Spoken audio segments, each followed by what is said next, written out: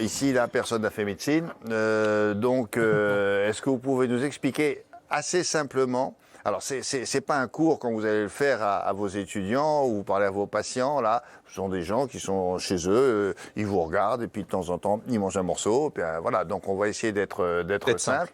Qu'est-ce qu'on appelle les variants dans cette pandémie-là? Alors, pour comprendre ce qu'est un variant, il faut juste que je fasse un petit rappel sur le virus du coronavirus lui-même.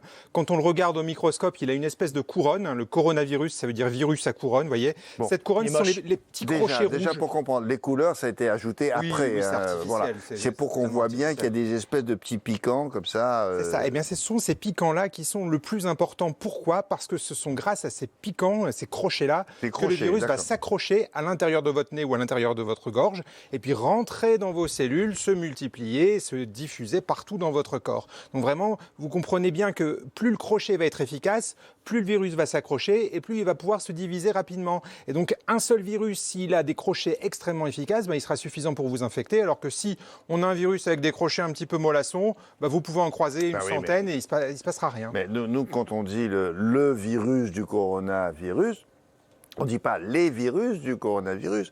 Alors, vous dites plus le crochet sera efficace. Ça veut dire qu'il peut changer le crochet, là, celui qu'on a vu, et qu'il n'est pas le même pour tous les virus qui arrivent dans notre nez, par exemple. Eh bien, clairement, il n'est pas le même, et c'est ça qu'on appelle les variants, justement, les virus avec des formes de crochets légèrement différents. Alors, comment ça peut arriver, ça? C'est assez simple. Le virus, quand il rentre dans votre corps, on va le voir là, vous voyez, il rentre dans une de vos cellules, vous voyez les crochets s'agrippent, hop, il essaye de rentrer, et il rentre, et il se multiplie comme on le voit là. Et c'est systématique, il se multiplie rapidement. Son but dans la vie, c'est de se multiplier pour avoir des enfants et puis gouverner le monde. Bien compris, je vois ça. Et gouverner le corps, voilà, en tout cas toutes les cellules. Là, il fait ça et il se multiplie vite. Il a besoin de se multiplier rapidement parce que s'il ne se multiplie pas vite, les globules blancs vont le reconnaître, vont le détruire avant. Et vont le flinguer. Donc il se dépêche. Mais en se dépêchant de se reproduire, parfois, il fait des petites erreurs de recopie. Et en gros, les petits crochets que vous allez voir là, parfois ils sont un petit peu différents de ceux du papa et de la maman, en gros. Et puis, alors parfois ils sont plus costauds, voilà. Parfois ils le sont moins. C'est ça. Tant mieux pour nous s'ils le sont moins. S'ils le sont moins, c'est mieux pour nous. Parce que quand il se reproduit, en principe, il se reproduit à l'identique. Normalement, dans le meilleur des cas, c'est à l'identique, mais c'est jamais vraiment à l'identique parce que c'est trop rapide et qu'il y a des erreurs qui sont faites lors de la recopie en quelque sorte. Alors, ces variants qui ont des propriétés, on vient de le comprendre, différentes avec l'histoire des crochets. Mais ça veut dire quoi au bout du compte? Alors, je m'attendais à cette question, William, et je vous avoue que pour ça, j'ai ramené un ustensile d'explication médicale, scientifique, extrêmement réputé. Monsieur Patate. Monsieur Patate. Voilà, je vais vous expliquer pourquoi. Imaginez que ce soit le virus. Monsieur Patate est le virus du coronavirus. Quand il se multiplie, il va se reproduire à l'identique. Sauf qu'en se multipliant, parfois il se dépêche tellement qu'en fait, au lieu de mettre exactement à l'identique, il se trompe et il rajoute des bras supplémentaires. Qu'est-ce que ça va faire? Imaginez que les bras soient les crochets dont on a parlé. Quand vous avez 5 crochets au lieu de 2, vous vous accrochez beaucoup mieux à l'intérieur de votre nez et de la gorge. Donc ça peut être une reproduction un peu anarchique parfois. C'est exactement ça. Parfois, c'est vraiment des erreurs et des erreurs qui parfois peuvent bénéficier au virus. Et c'est pour ça qu'on va appeler ces erreurs-là des variants, comme on va avoir le variant anglais parce qu'on l'a découvert en Il varie par rapport à l'original. Par rapport au tout premier qui nous embêtait il y a un peu plus d'1 an. On va avoir le variant brésilien, le variant indien. On peut leur donner parfois des noms. Vous allez voir passer le variant P1 ou le variant B117. Voilà, tout ça, c'est pour dire que c'est pas exactement la copie conforme de l'original. C'est juste une variation. Tout ça, d'accord, on a compris le principe. Mais ça ne nous dit pas pourquoi certains de ces variants peuvent être plus nombreux et plus méchants que d'autres.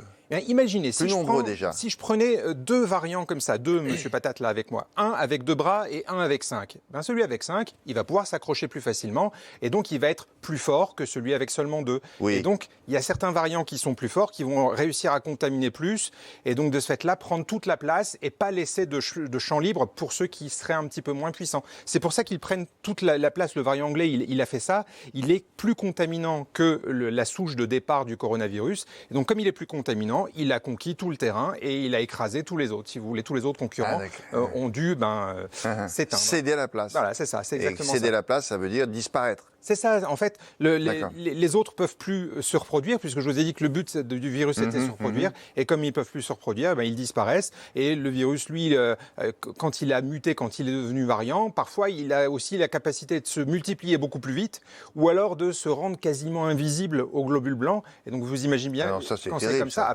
là, il peut faire ce qu'il veut et puis se développer. S'il peut échapper à l'ennemi, ça c'est très dangereux. C'est ça le problème. Anthony ? Mais là, depuis tout à l'heure, on parle du virus qui s'accroche, etc. Ça, c'est une chose, j'ai bien compris. Mais pourquoi certains virus sont plus dangereux que d'autres dans ces cas-là? Alors, il faut imaginer que certains peuvent être des super mutants en quelque sorte. Ils vont avoir plus de points d'accroche, et puis en même temps, ils vont aussi se multiplier plus vite, et puis ils vont aussi se rendre invisibles, comme on disait, aux globules blancs. Donc, s'ils cumulent toutes ces mutations-là, les super mutants deviennent très agressifs. C'est pour ça qu'on s'inquiète un petit peu avec le variant brésilien et le variant indien, parce qu'ils n'ont pas une mutation, mais plusieurs mutations qui leur confèrent des pouvoirs. Ils sont favorisés parce que aussi dans ces deux pays-là, ils se sont multipliés, ils se sont déplacés.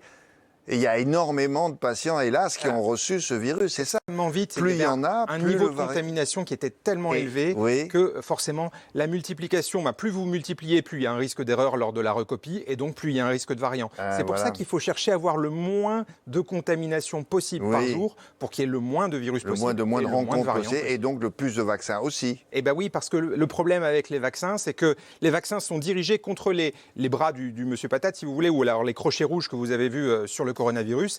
Et si les crochets changent trop, les vaccins vont être inefficaces ou pas assez efficaces. Et il faudra changer de vaccin. C'est une très mauvaise nouvelle, ça veut dire ça. Alors je vais finir sur une bonne nouvelle quand même, sur une note d'espoir. Parce qu'on peut imaginer qu'un coronavirus comme ça va avoir des accroches très efficaces, mais qui ne sera pas méchant au final et qui vous donnera juste un petit rhume. On peut avoir des mutations aussi qui sont... ou une petite grippe. Oui, on peut avoir des mutations qui seraient favorables pour nous. Donc on peut espérer aussi qu'un des variants soit un variant qui prenne toute la place, mais qui ne soit pas méchant. Il arrive quand celui-là? Parce que bon... Bientôt, j'espère. Merci. En tout cas, j'espère que c'était clair pour vous aussi.